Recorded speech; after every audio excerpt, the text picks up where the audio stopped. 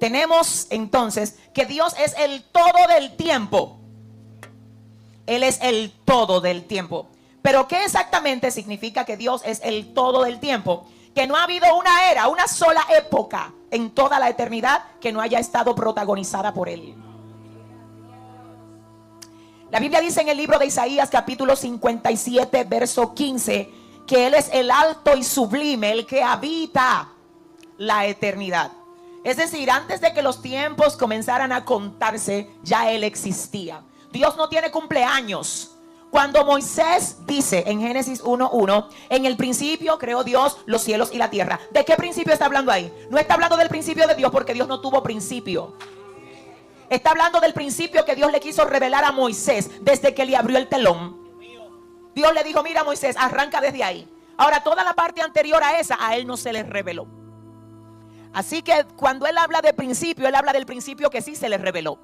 Por ejemplo, yo pude hoy llegar aquí a una hora X. O bueno, déjeme tomar un ejemplo quizás más entendible para cada uno de los oyentes. Y es que, por ejemplo, yo hoy cuando me levanté, lo primero que hice fue que me puse a leer, me puse a coordinar los puntos para preparar este material de apoyo. En el principio de mi día, lo primero que yo hice fue hacer esto. Pero eso fue el principio de mi día de hoy. Pero yo no estoy hablando del principio, por ejemplo, de la semana, del mes, ¿verdad? Ni estoy hablando del principio del año 2024. Yo estoy hablando del principio del día de hoy. Mucho menos estoy hablando del principio de mi vida. Yo estoy hablando del principio del día de hoy. Que hoy en el principio del día, cuando me levanté, lo primero que me puse fue a leer para preparar el material de apoyo. En el principio de hoy. Así fue Dios. Le enseñó a Moisés el principio de el día que quiso comenzar a decir todo lo que él había hecho en el principio de la creación. Que tampoco no era su principio.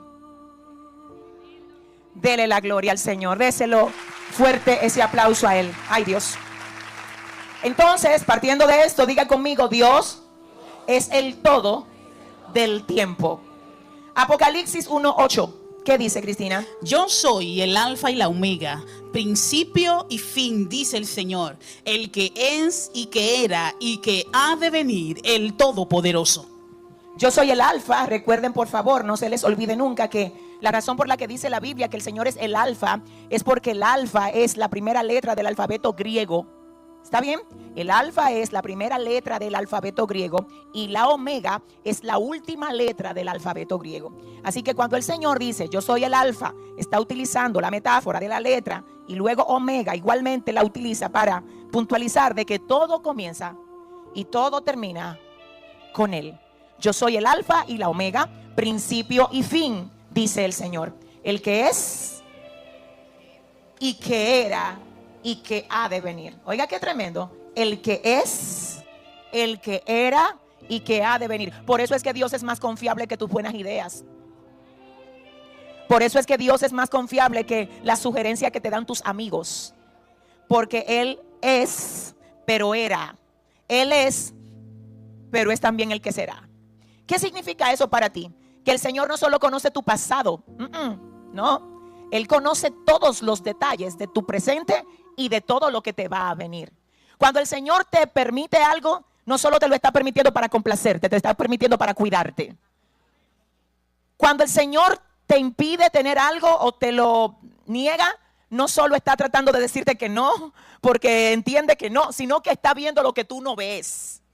Lo que Dios está haciendo exactamente es protegiéndote de algo que tú no conoces, pero Él sí conoce. Y una de las cosas que nosotros menos entendemos es cómo algo que a nuestra vista en el presente parece tan bueno, tan idóneo para nosotros, esa persona, esa oportunidad, ese viaje, ese mover. Viene Dios y te dice, eso no está en mi agenda. Y créame que a veces Dios te dice, eso no está en mi agenda, y no es siempre porque eso sea malo, es simplemente porque no es para ti.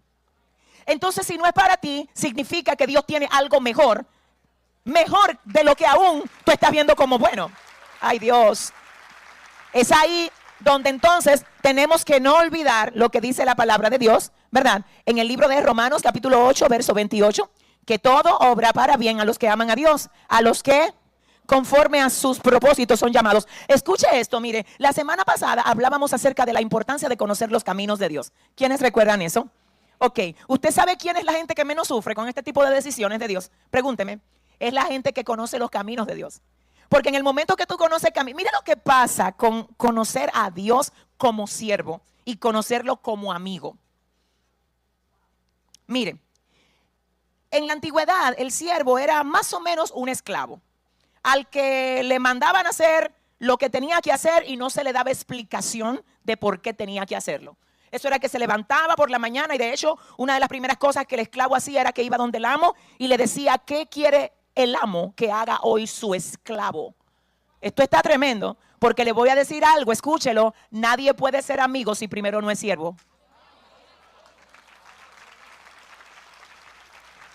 Hay gente que dice: yo no quiero ser siervo, yo no quiero ser esclavo, yo quiero ser amigo. Esos son niveles. Recuerde que el Señor le dice a los discípulos en Juan 15:15: ya no le llamaré siervos, ahora le voy a llamar amigos. Porque el siervo no sabe lo que hace su Señor, pero yo a ustedes le he dicho todas las cosas que me reveló el Padre. El problema es que al principio no eran amigos, eran siervos. Entonces no podían ser elevados a amigos si primero no habían demostrado una lealtad, una entrega, un compromiso, una respuesta como el Señor se la merecía, para entonces calar a la posición de amigos. ¿Cómo usted puede identificar entonces que los discípulos sí estaban listos para subir de nivel de siervos a amigos? Bueno, Jesús por más de una ocasión lo dijo: ustedes han dejado todo, entonces como dejaron todo, ustedes van a tener más en este siglo y en el que viene. Recuerde, a ver, Pedro en una ocasión literalmente le dice a Jesús: nosotros hemos dejado todo por ti, dejamos todo. Y el Señor le responde: es que todo el que deje todo por causa de mí, y literalmente lo explica, es que miren lo que pasa, dice el Señor: el que no deje padre, madre, hijo, hermano, todo, y lo desprecie por causa de mí.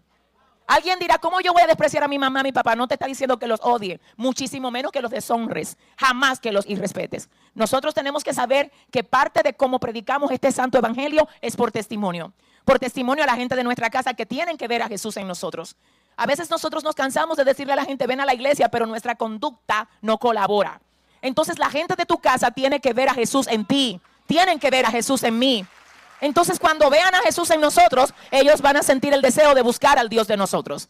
Ahora bien, el punto es que cuando Jesús dice: nadie que no desprecia todo esto por mí es digno de mí, es lo que le está diciendo. Hay una versión, literalmente creo que es la versión amplificada, que dice: si tú no me amas más a mí que a tu papá, a tu mamá, a tu hijo y a todo lo que cita el pasaje, no eres digno de mí. Es decir, que al final no es despreciarlo, es amar a Dios más que lo amo a ellos. Y es justo, diga conmigo: es justo. ¿Por qué es justo? Porque todo lo que yo tengo me lo dio Él. Entonces no es verdad que yo tengo que estar amando lo que Él me da más que a quien me lo da.